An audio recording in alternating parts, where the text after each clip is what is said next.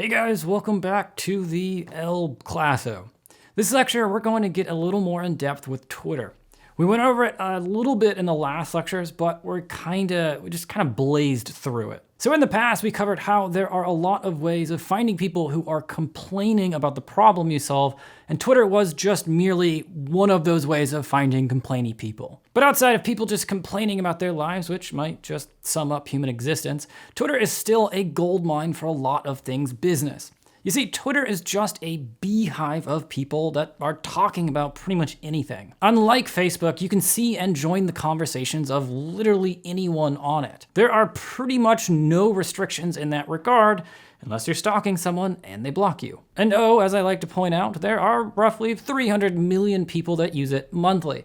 There are some people who practically live on this service, like our president. Because it's an open field of people talking and displaying their interest, that's why we use it, and that's why we use it early on in our business development efforts. We are still focusing on getting those first 10 precious customers, and we don't want to have to, say, build out a 6-month content marketing strategy just to get to the point of 10 customers. For those of you that are not familiar, Twitter is just a social network where you communicate through 140-character tweets, which are really just messages that get posted onto a timeline that is very similar to, say, like a Facebook newsfeed, and then anyone who is following you can read those. If you're active on it and you help people out, you'll get a following. Pretty simple. The bigger following you have, the more people will see what you say. Okay, so let's get set up in Twitter real fast so you can follow along with the next strategies. Later on in the course, we're gonna cover how to optimize your profile and then create inbound traffic to it. But right now, we just wanna get set up so we can start sending messages. If you have a Twitter, well, then you can officially skip this part of the lecture.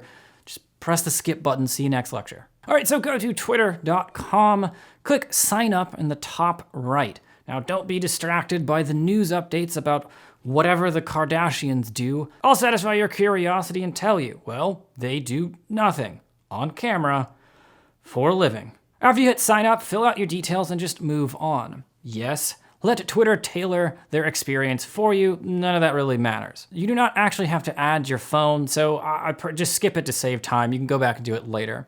Pick a username preferably related to your business in some way. Now, you can either create this account for yourself or for your business. An account that's made for yourself might come off as more personal when you send messages, but you'll have to make sure you sound more personal when you communicate. There's nothing necessarily wrong with that, just be aware that if it's coming from a person, it should sound like it's coming from a person. Pick whatever username you can get that hasn't yet been taken by the username squatters and proceed to your page. Click through and then you can select some interest. Now, it doesn't really matter what you pick. You can always go back and change this. This is just designed to populate your page on the first time you log in. Then you can decide to follow the suggested users they give you. Again, doesn't really matter. Go for it. If you say yes, then the most recent tweets from those accounts will show up in your newsfeed. Of course, if you say no, well, then your newsfeed is gonna be very, very lonely. Hooray, we are through, and now we have ourselves a brand new Twitter. First thing we wanna do is click on the left-hand side of the picture where you see a picture of an egg, and replace that with an actual human or business logo photo. Find the highest resolution image you have of yourself. I mean yourself, not of a cat or a dog. I usually am fine with you doing that, but not today. Whatever you upload, if it's low resolution, then on Twitter, it's gonna look especially bad and blown out of proportion.